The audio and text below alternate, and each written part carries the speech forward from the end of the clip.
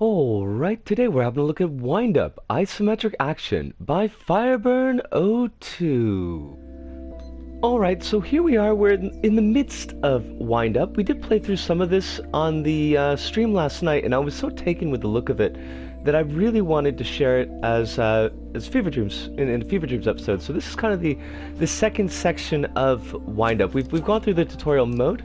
We've got some bombs that we're picking up, and exploring this environment, fighting these little wind-up mice, which I love. And I do like that basically everything here that we encounter, and we'll talk about in the hub, the kind of, well, hub section where you got some townsfolk. Everything that you encounter is a wind-up beastie of some type. One thing I want to point out that wasn't in the... Oh, nice that the head is still floating there. Well, it's not floating, but it's kind of rolling around on the ground. I think that's kind of a cool effect.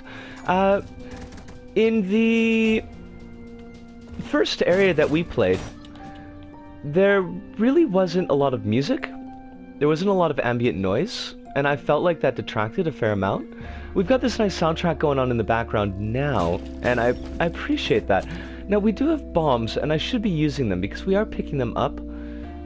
Those little bits that are flying towards us, those are bombs. So, now if I remember how to actually use the bombs, I do have to say I'm not a...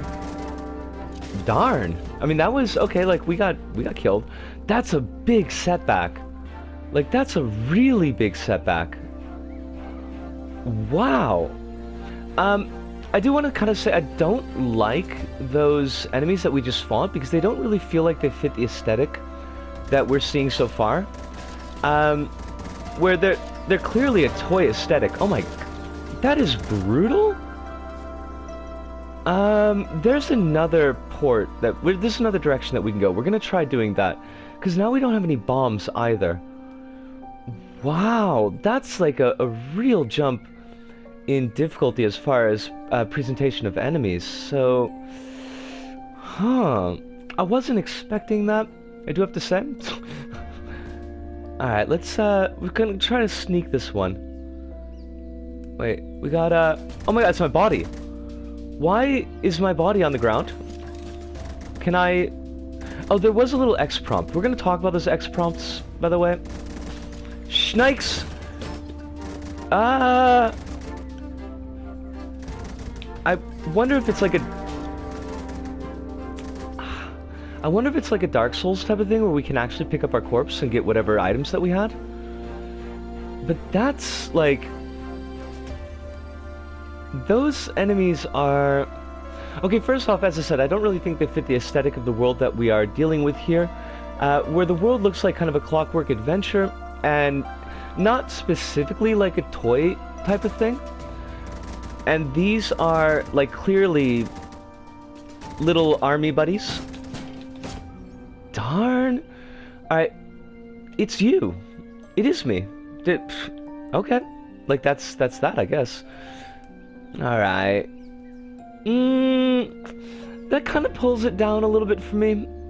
Both the fitting, but also just, like, how much more difficult they are than the other things that we deal with. Now, speaking of the healing point, that was really close.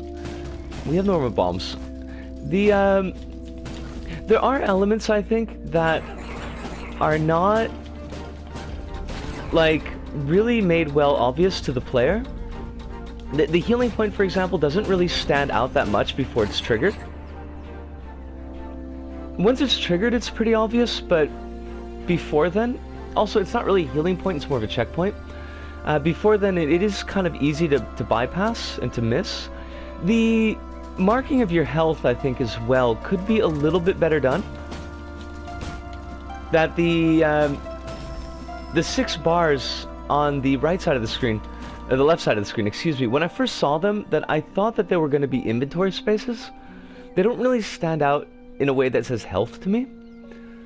It might have been better if they had been even just, like, at least a different color. So they didn't look like empty windows. But, I mean, these are relatively, except for the army dudes, this is a relatively minor negative points against. Oh, we got some dead army dudes here. Oh, it's a boss. That is a slick looking boss. Are we even fighting? Like, are we damaging it? Triangle button, by the way, is... Wait, what? Like, is it taking damage? Okay, yes it is. Excellent. We are also, though, so that's a problem. We're gonna try to defeat this, or we're gonna die, and regardless of what happens, we're gonna go back to the hub. The hit detection, not hit detection, but like how it's telling us that the thing is being hit, I think could use a touch of work. I want some bombs. Looks like we can only carry 5. Oh god. Watch out, watch out. Don't want to die. Like, where? Darn it. We died. We're gonna fight that thing again, but I'm gonna go back to the hub. Well, I'm gonna fight it. We're gonna go back to the hub, and we'll see you there. See yas!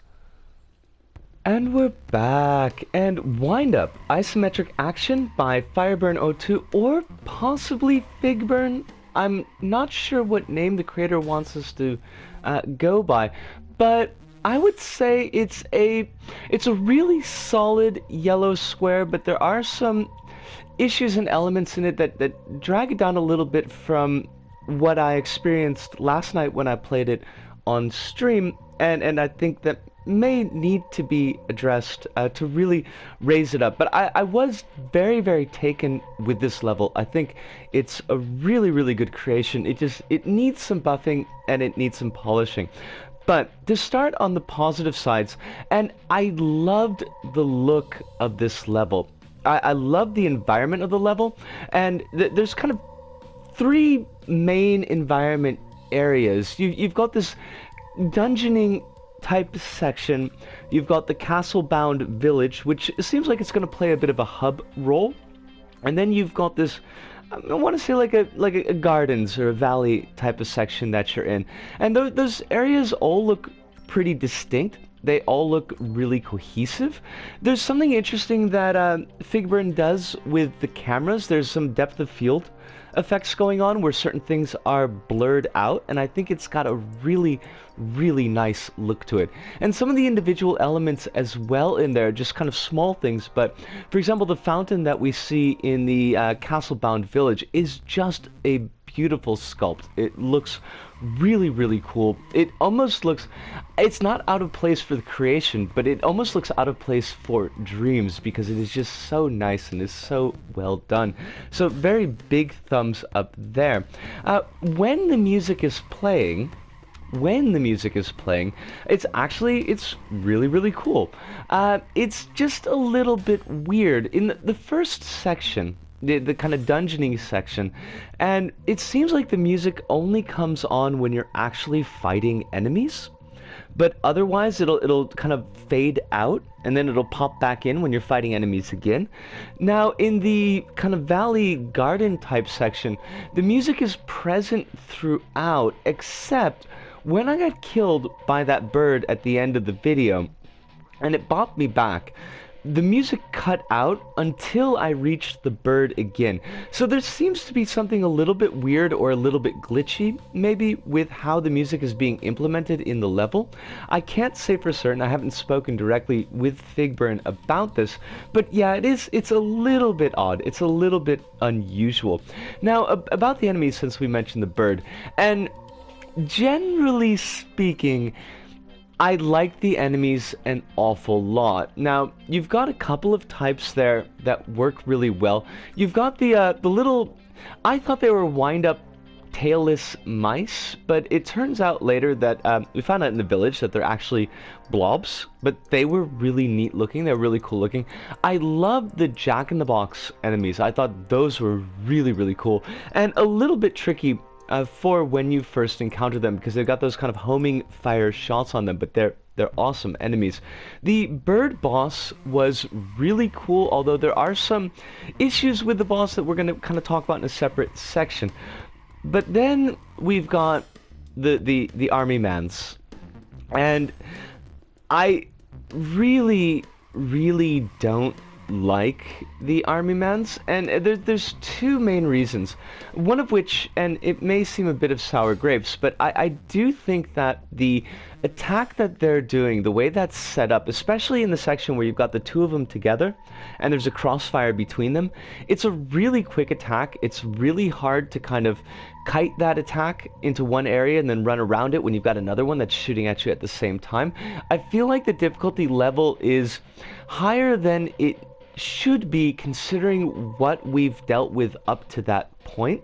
And so they kind of don't fit in a gameplay sense. They might be better, that type of attack, that type of enemy might be better for a later stage in the creation, as opposed to just the second stage, where all we've seen so far have been the really, really easy blobs, or the slightly beefier, slightly more difficult Clockwork Jack-in-the-Box enemies.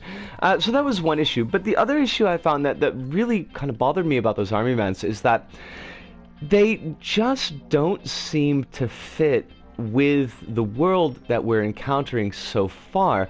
They're very non-diegetic to that world. Everything else, the creatures that we find, the enemies that we find, the denizens that we encounter in the castle-bound village, like the mouse that's working in that shop. And yes, they are clockwork, and they're kind of toyetic in a sense, but they seem like they could be part of their own fantasy world where everything is just clockwork. These army mans are the product of an economic system, the product of a factory system and a sales system that like doesn't fit this world. They seem like something that's been ripped out of our actual world and placed in this fantasy environment, and that really did take me out. I think that even if the attack had been kept, and I didn't like that attack, but if the attack had been kept but we had had a more cohesive to the environment enemy, it would have been a lot better. So Army Mans, that's a downside for me. Some of the other issues that I found, now the bird boss, as I mentioned, the bird boss is really, really cool. It's very well animated. The attacks are a little bit tricky, but you can kind of suss out the pattern of those attacks and how to deal with them and keep from underfoot, so to speak, keep from keeping damage. And that was all really cool. That was something I appreciated. I like bosses that you can learn. I think that's really, really important. The big issue I had with the bird boss is that it's really hard to determine where the boss's hitbox is and when exactly the boss is taking damage. Now, yes, you do have the health bar at the bottom of the screen. You can kind of keep an eye on that and see when the health bar is going down, but I think that's kind of splitting the player's attention a little bit, especially because the health bar is below. It's at the bottom. It's something that's easy to overlook and easy to kind of write out of your focus. Even if just having the bird blinking a little bit, maybe just to indicate that it's taking damage, because there's a couple of times where I was wailing on that bird and the health bar was not going down at all, and it made the fight longer because I couldn't figure out where to position myself in order to actually be hitting the bird. So that was a downside. I felt that was a bit of a downside. Also, when the bird dies, it just dies. Like, it keels over, it dies. I mean, it's a neat animation. It's really, really cool, but there's nothing kind of indicating that something big has happened. There's no real changes in the environment. It's just like bird falls over and dies. And that is another kind of a side point. Now, this level, this creation, is kind of a work in progress. Once you beat that bird, you can kind of loop around and get back to, from the backside, you can get to the castle-bound village. There is an area that is kind of to the upper left where there's a bright fog that you can walk into. And if you walk into that bright fog and then it kind of blacks out and it says to be continued with a question mark, and then basically that's the end of the level. I don't mind works in progress. I really don't have any problem with them. The game is, well, I mean, it's been out for a while now, but still, life is life, and not everybody has a lot of time to devote to making a full experience. And this is like a really, for what we've got, this is a really big experience. It's a really big environment.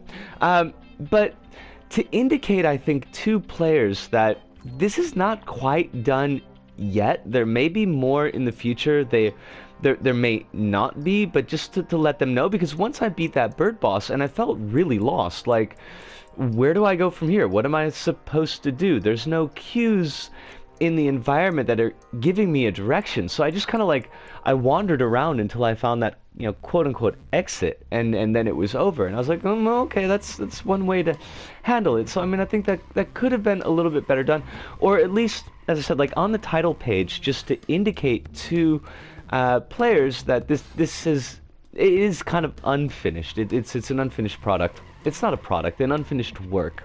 So just as a heads up. Other things to mention, there was one really neat kind of sort of a glitchy thing that I noticed in the mouse's shop. And there's kind of a training dummy that you can slash at, and it'll cause it to spin around a little bit. I saved up some money so that I could buy the attack upgrade, and I was just kind of playing around with that dummy, and I found that if you slash it enough times that it would give you money. I was like, okay, that's cool. The thing is that it never stops giving you money. If you stand at it and you just keep on spamming the square button to attack, eventually you'll get basically all the money in the world, so I could buy out that other shop upgrade as well. Now, I only noticed that after I got the upgrade to the attack. I don't know if that is something that you could have done just with the base attack, but that was kind of, I mean, it was interesting, it was kind of weird. I don't know if it's something that Figburn necessarily intended for players. Maybe it was only supposed to be a one-shot, get a little bit of cash, practice your attack, but nothing beyond that. But it was kind of cool, and it was kind of interesting that was there. Something else that was kind of cool and kind of interesting, there is a little bit of a play of story in the level.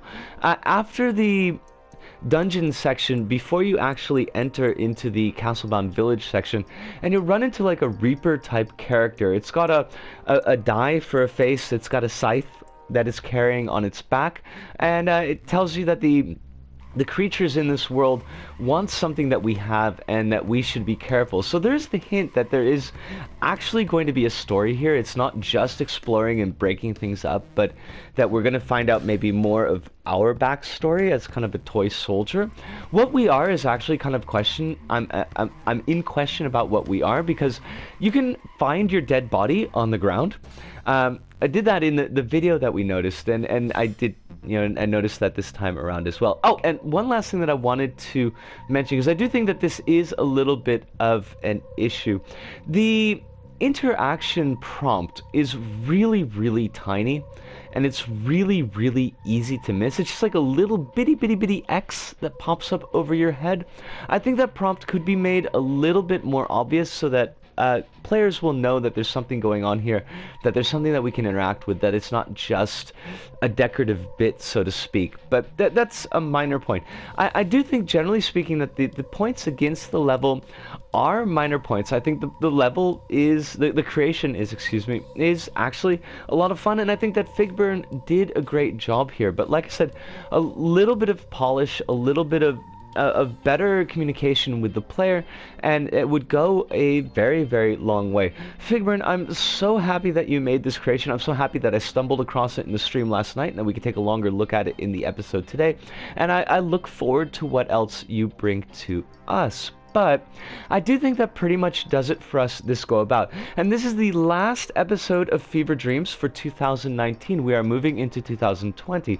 2019 was a big year for me. I don't want to get too deep into it, but it was big. And me being here is because of the support of a lot of people. And I want to thank all of those people, and I want to thank all of you who are watching this video, that you are definitely included in this. I appreciate all the support that I've had so much that I can't even, I don't even know where to start. But thank you all sincerely from the bottom of my heart. It means a lot to me. So, from me, Risco, here in Osaka, to all of you out there, wherever you may happen to be, thank you, arigato, sayonara, see you, and ciao.